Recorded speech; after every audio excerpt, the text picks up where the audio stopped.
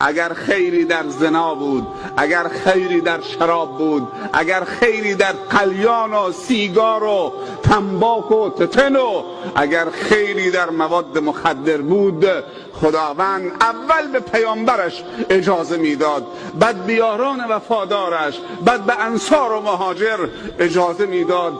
که اون خیر رو استفاده بکنند. پس بدانید که خیری در گوشت خوک نیست، خیری در ربا نیست، خیری در کفر و شرک و معصیت و گناه نیست، خیری در تفرقه نیست،